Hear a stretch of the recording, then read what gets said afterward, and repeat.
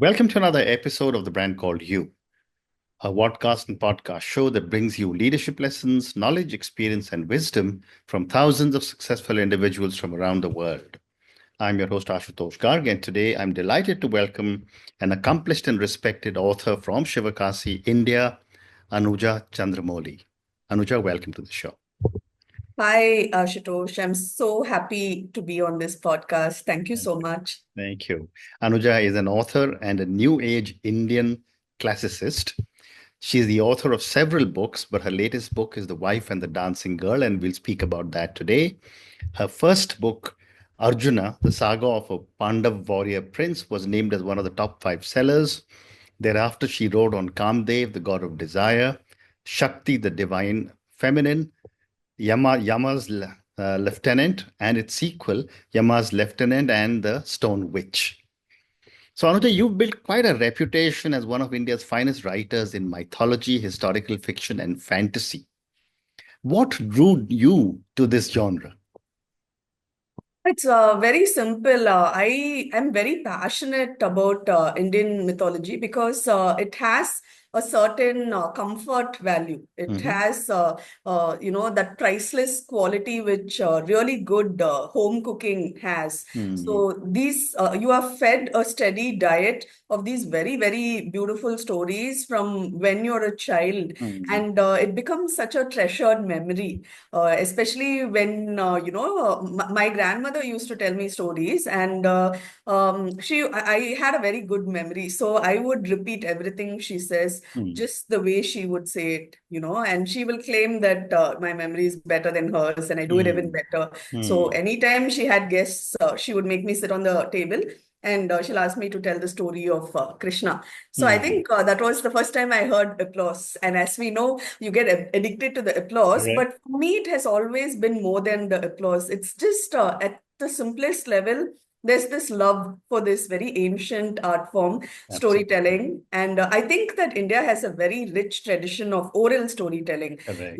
and you wonder about it because we talk about it a lot. We've been under the foreign yoke, and you wonder how come this treasure trove of stories has remained largely intact.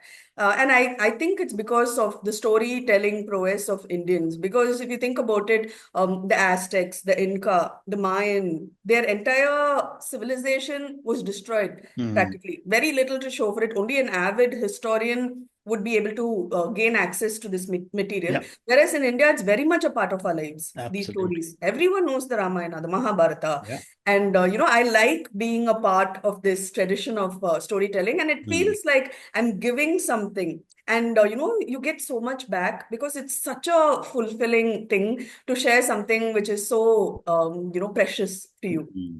Fascinating. You've also been writing stories inspired by mythology for a while.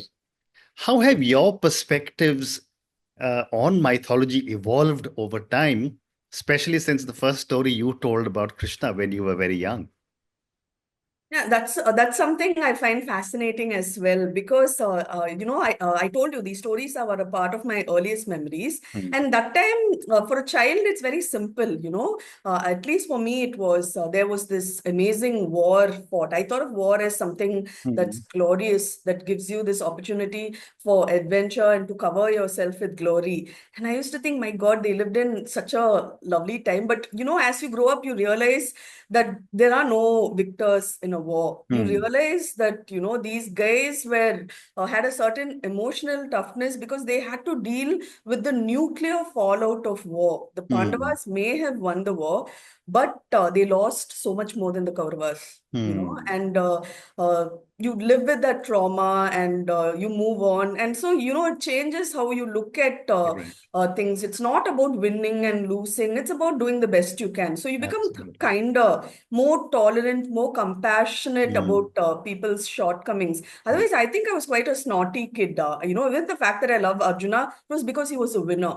And I used to Mm, think, I used to think the people who are weak or you think losers when you're a teenager in school, you're very harsh that way. mm, Though children have their wisdom too. So I think it's striking a balance between the raw honesty and emotional truth which kids embrace mm, and slightly more adult perspectives to help you see that the world is not a simple place. And mm, to engage with the world, you need to keep an open mind and you need to keep judgment out of it. So I think for me, that's been interesting because I think mythology really helped me to grow and to engage with the world in a more sensible and sensitive manner. mm.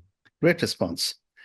And you also have a very strong presence on YouTube and Instagram for your Mahabharata and Ramayana series.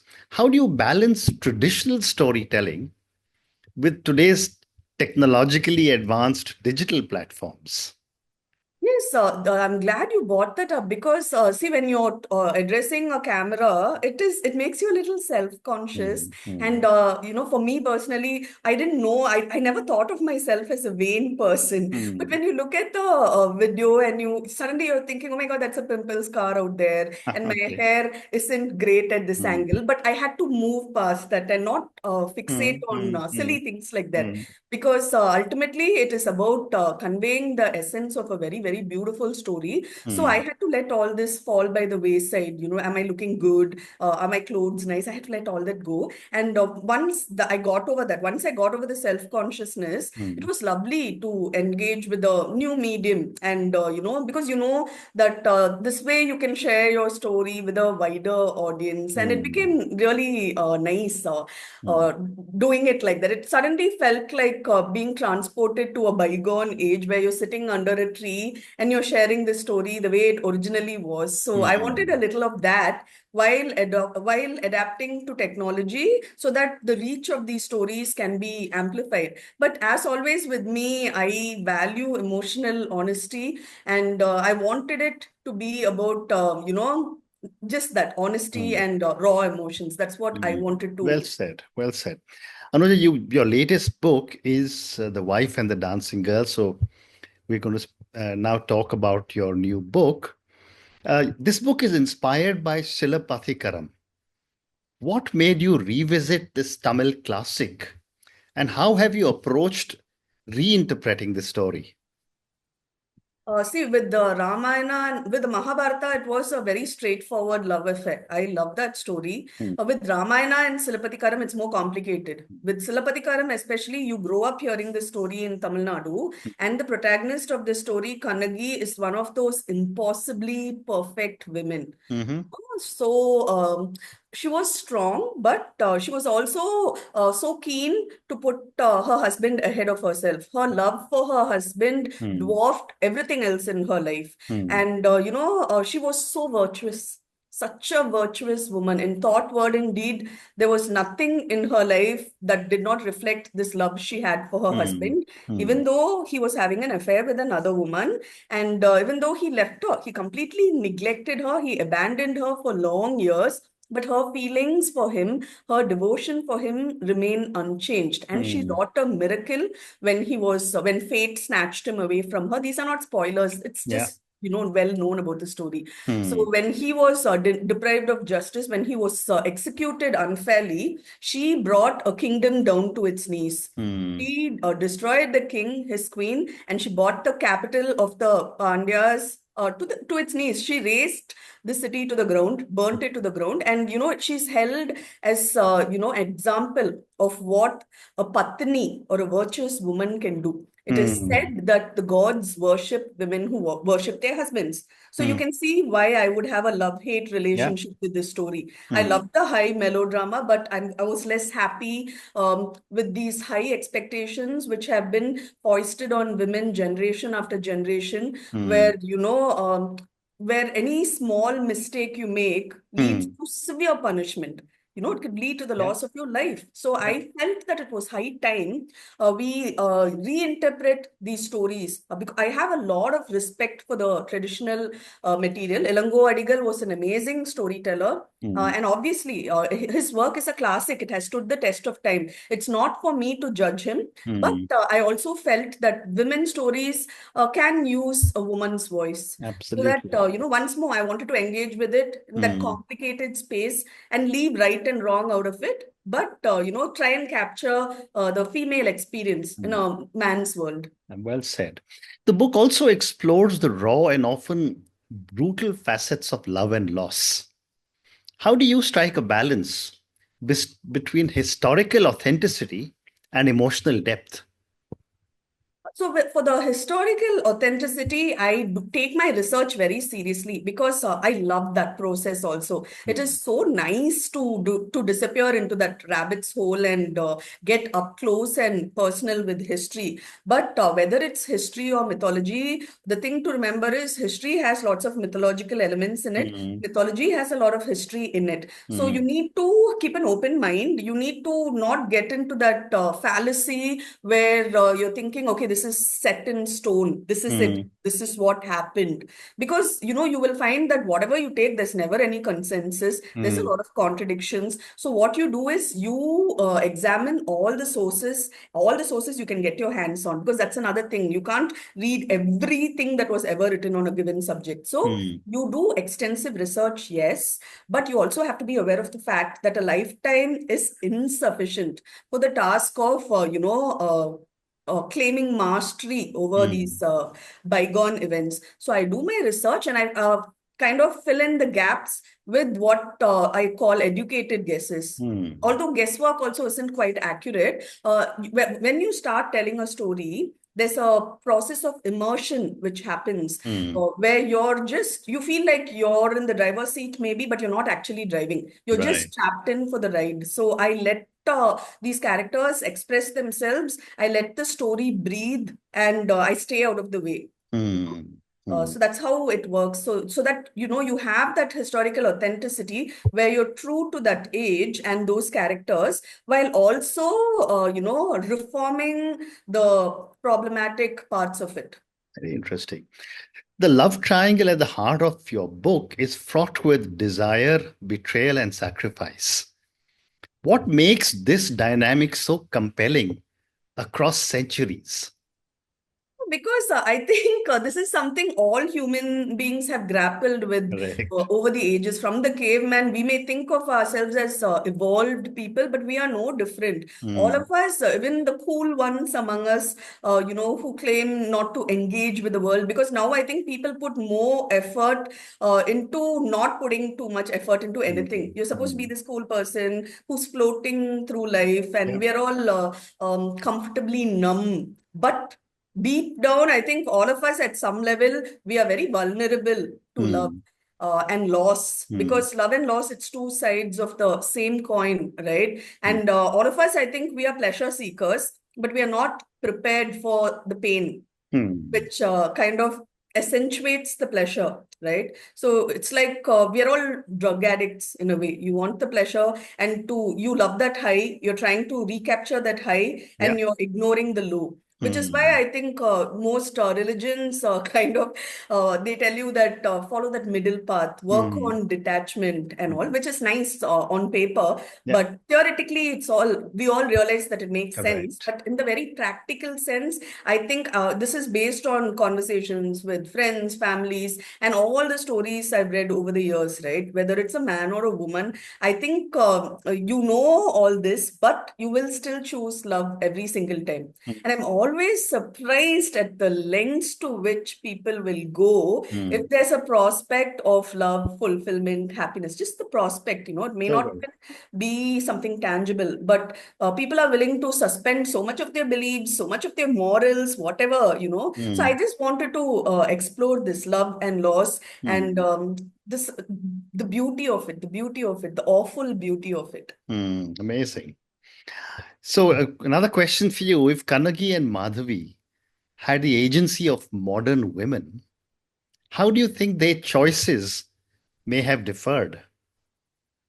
See, that's lovely. That's a very interesting question Hmm. because see the way I see it, I've always believed this, and I tell my daughters this. They hate my lectures, by the way, but I'm Hmm. always talking about how balance is the real good, Hmm. and I feel that saying that women in those days didn't have agency is a Hmm. very false notion. It's a misconception Yeah. because these were very, very tough women who did not have many of the things the so-called modern women take for granted. Hmm. And yet they never played the victim card. They were never entitled products of privilege. There Correct. may have been, I mean, Hmm. at all Hmm. ages, you see the same thing. The more things change, the more they stay the same. So Hmm. I think women in any age, they do the best they can with what they have.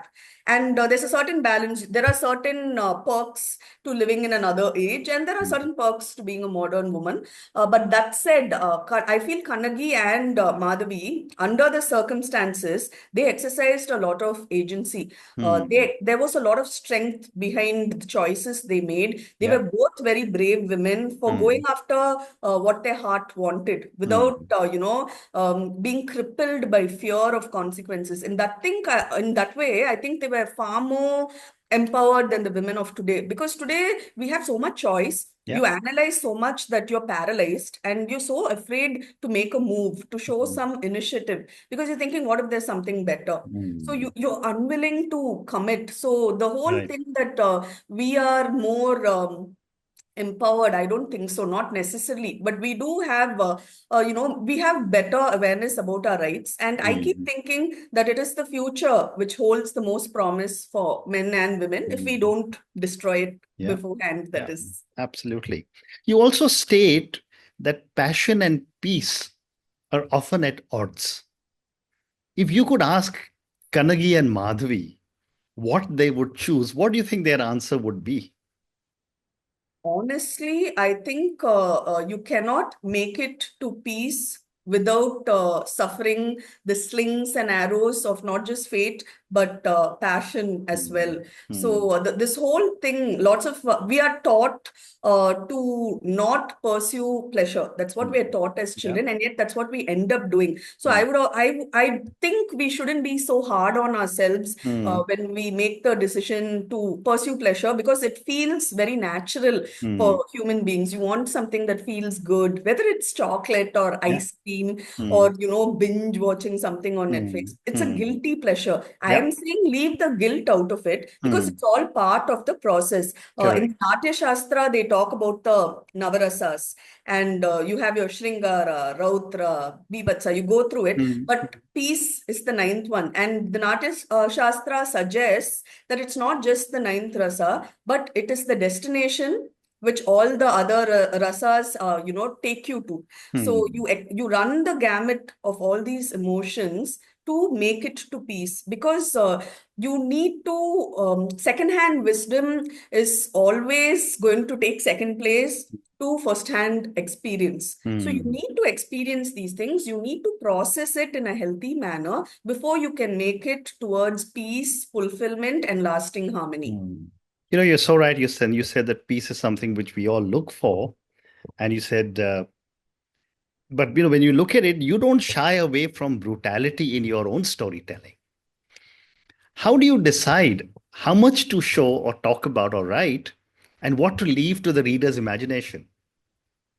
See, I'm not thinking too much about it when Hmm. I'm caught up in the writing process. Hmm. Maybe it's there somewhere at the periphery of your consciousness. How far should I go or whatever? Hmm. But see, for me, it is not violence for its own, the glamour value or the fact that it could be provocative. No, Hmm.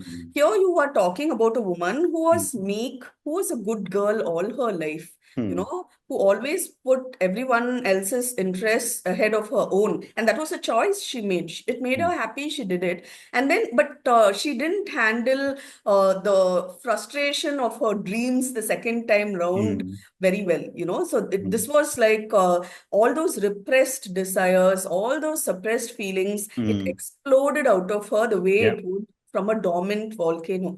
So Hmm. that is why you see, the levels of violence that rage can unleashed. I've always said Mm, it. I've felt that rage, feminist rage especially, I feel it's highly overrated mm, because rage is a very corrosive emotion which burns through you indiscriminately. Good, correct. bad, Mm, inside, outside, everything's destroyed. In the end, all you have is the rage. And mm, rage is small comfort when you've proven yourself to be the architect of destruction. So, again, if I were to go back to the Navarasas, rage is very different from Veera or strength. Rage is the sum total of your fear and insecurity. So mm. letting it out of you like that, just like an animal unleashed, Yeah. all you can expect is devastation. Mm, Strength is very different. Strength mm, comes from a quieter, calmer, yeah. peaceful place. Mm, And it's better to strengthen yourself than to feed the rage. In correct. Kanagi's case, again, she was also a victim of circumstances. So Mm, I'm not judging her here, but yeah, her rage did serve to destroy the rot that had set in a mm, system. And it happens periodically. She was chosen, as she was someone special, chosen by destiny to fulfill its grand designs, which we mm, mortals cannot hope to comprehend in its entirety. So what mm. happened to her happened, and she handled it with all the grace, with all the grace that she could muster. Fascinating. I have time for three more questions for you. You know, Anuja, in mythology, women are often either deified or vilified. How do you ensure your female characters remain multidimensional and human? I'm so glad you brought this up because you got to the heart of what this book is about. Mm, Because, as you pointed out, we women are either placed on a pedestal and mm, worshipped as goddesses, or we are toned down from that pedestal for the smallest of mistakes and we are stoned to death, punished severely, correct. cast out. So this problematic dichotomy where you kind of insist on placing women in strictly two categories, good girl or the bad bitch, the wicked witch. That's highly problematic because throughout the history of civilization, no woman has entirely been one or the other. We Correct. women are complicated creatures, Mm, unreasonable on the best of days, but we are everything and nothing. mm, So there are a million faces to the average woman. There are so many roles we inhabit. So I want that, which is what I set out to do with this book. Let's rule out this binary, this mm. problematic dichotomy, because Yeah. it's so easy. Over the centuries, all men have been taught, okay, if she's a good girl, you treat her with respect. If she's a bad girl, she's fair game. And you saw the real world consequences of this thinking, which we grapple with to this age. Oh, Mm, she deserved it. She had yeah. it coming. No, we need to stop thinking like that. We need to see women as humans, complicated creatures who make mistakes, Yeah. who do amazing things. Some of them are superwomen and Wonder Woman one Mm, mm. combined. So, and some of them, they just want simple things out of life. A Correct. home, they just want to cook meals for their family. Leave Mm. it, it's Yeah. choice. You have to respect choice and Absolutely. try to just stay out of this judgment zone where you Mm, are the judge, jury, execution. Amazing. Uh, I'm going to now move for the next two questions. I'm going to move away from the wife and the dancing girl. And my next question is, you've tackled the Mahabharata and the Ramayana in your digital content. Would you ever consider writing a full-length novel based on these two epics? No, actually, in the digital context, I've done the full-length epics, yes. Yeah. But in my books, my first book, as you mentioned, it was Arjuna, Mm, and I also wrote about Abhimanyu. So mm, it is Arjuna was the entire Mahabharata from Arjuna's mm, POV, and Abhimanyu, it was the same, but it was different mm, because you go wherever Abhimanyu goes, wherever life takes him. So that was a fresh perspective on the Mahabharata. So it mm, was a very interesting and creative way for me to re-immerse myself in this world, which I mm, love so much. And mm. both were such intense and rewarding books to Correct. work on. So Mm, I really loved it. And in future, if I want to, do it like that, maybe through check out another character and do it, or I might do a full length story. But it depends. It depends on what is creatively appealing for me, and I have to make that commitment to correct. take the plunge. Absolutely. And my last question to you, and this is a question from an author to an author. What advice would you give to young writers who want to reimagine mythology in a contemporary way? So, I normally avoid giving advice because, it's what happens when you're the mother of two teenagers who'll roll their eyes at you and Mm, dismiss you when you do the advice thing. But if, just think of it as tips or whatever, mm, I would suggest that you don't scrimp on the research. Don't mm, try to rush the process mm. because, you have to savor the experience of doing the Correct. research and becoming a part of a bygone era and truly experiencing the stories, living these stories, Mm, and then putting it on paper in a very organic way. Let it flow. Don't try to, put the I in there. I think it should have gone like this. I. Let's just try to leave out the ego because we authors are very self-involved people. Let's leave out the I and let's just stay true to the story and the characters. And that is such a beautiful experience to be savored, as I said, and it'll be mm. gone in the blink of an Yeah, eye. So the yeah. important thing is to savor the experience, truly savor it. Amazing. And on that note, and your amazing lessons, I'm going to use lessons, not advice, to young people wanting to write on mythology. You know, go as deep as you can on the research, forget the I, and savor the experience. Thank you, Anuja, for speaking to me about your own journey. I think we covered some fascinating ground on your own writing styles, your own writing philosophies. We covered some very interesting aspects of your new book, The Wife and the Dancing Girl. And I'm going to ask all our viewers and listeners to go and check out Anuja's book, The Wife and the Dancing Girl. Thank you again for speaking to me, and good luck to you. Thank you so much, Ashutosh. I really enjoyed this. Thank you. Thank you for listening to the Brand Called You videocast and podcast, a platform that brings you knowledge, experience, and wisdom of hundreds of successful individuals from around the world. Do visit our website www.tbcy.in to watch and listen to the stories of many more individuals. You can also follow us on YouTube, Facebook, Instagram, and Twitter. Just search for The Brand Called You.